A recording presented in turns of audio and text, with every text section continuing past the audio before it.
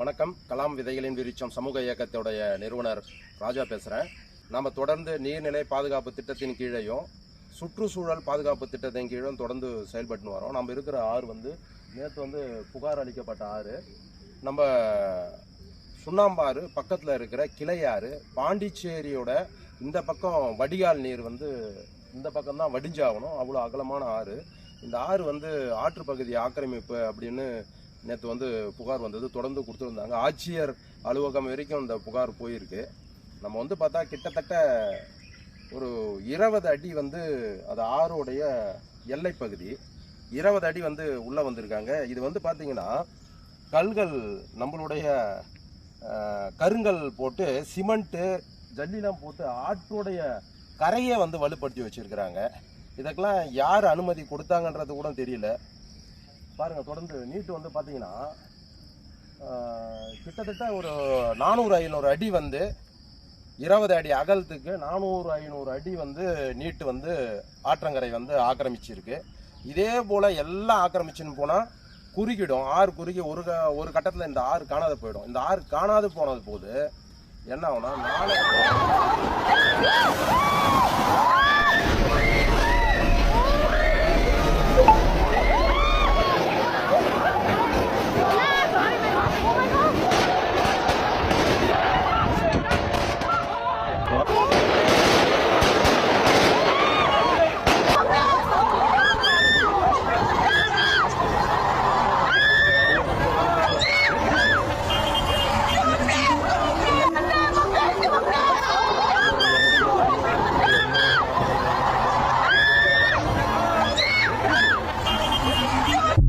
காணாது போனது போது என்ன ஆகும்னா நாளைக்கு இந்த ஆறு குறுக்கிடுதுன்னா புதுச்சேரி பெரிய பேரிடர், மழை வெள்ளம் காட்டாறு வந்ததுன்னா புதுச்சேரி முழுகிடும்.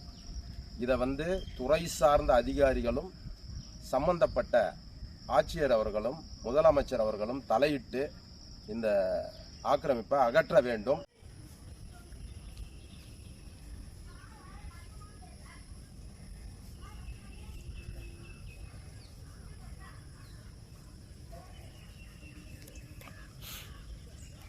லெட்டின் பாத்ரூம் தண்ணின்னு நினைக்கிறேன். இதோ பாருங்க, இது ஆறு, கழிமுக ஆறு. இந்த ஆற்றுல நேரடியாக இந்த நேரடியாக ஆற்றுல கழிவு நீர் கலக்க விட்றாங்க. பாருங்க, ஒரே துர்நாற்றம் அடிக்குது, ஒரே நாட்டம்.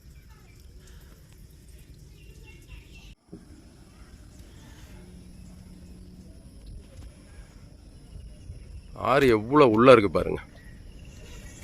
பாருங்க, அது பாருங்க, அது இருக்குது பாருங்க. அதுதான் ஆறு, அது மணல் பரத்துங்க, அது உள்ள.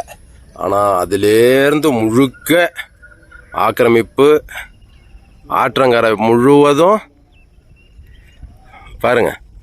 ஆற்றுல பாருங்க கல்லை போட்டு அப்படியே நெடுக்க காலி பண்ணுறங்க. உள்ளூரில் இருக்க யாரும் பாருங்க, அப்படியே போனீங்கன்னா ஆற்ற மூட்டிங்கன்னு வச்சுங்க, வேலை முடிஞ்சு போச்சு. நாளைக்கு புதுச்சேரி ஒரு நாள் முழுவதும் நிறைய அனாதை போனவங்க மிதைக்கின்னு இருக்கோம். எவன் வீட்டில் எத்தனை கோடி சொத்து சேர்ந்துருந்தாலும் அனாதை போனமாக மண்ணோட மண்ணாக போய் மக்கி போவேன் தான். அன்பு உறவுகளே வணக்கம்.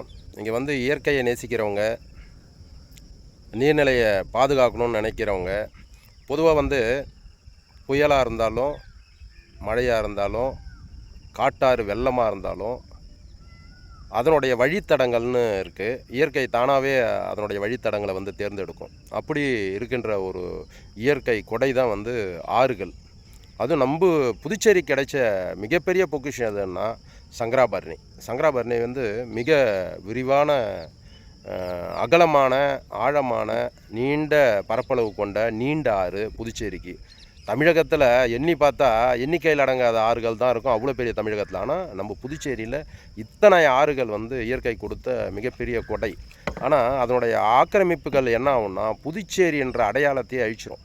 இன்றைக்கி பணம், காசு, சுற்றுலா பயணிகள் வராங்க, அரசாங்கம் தன்னுடைய வருமானத்தை ஈட்டணுன்றதுக்காக எது வேணாலும் செய்யலான்னு கிடையாது. இந்த ஆறு தான் இங்கே இருக்கின்ற இந்த தொழில் சார்ந்த இன்றைக்கி பல அறிஞர்கள்லாம் இருக்கிறாங்க பாருங்கள். இயற்கைன்னா என்னன்னே தெரியாத அறிஞர்கள் இவங்கெல்லாம். பணம் பணம் பணம் பணம் துண்ணு வாழறவங்க. இவங்களுக்கு இந்த ஆறு இருந்தால் தான் பொழப்பே. இந்த ஆற்றுல தான் அவங்க வந்து போட்டு ஓட்டணும், சுற்றுலா பயணிகளை கவரணும்.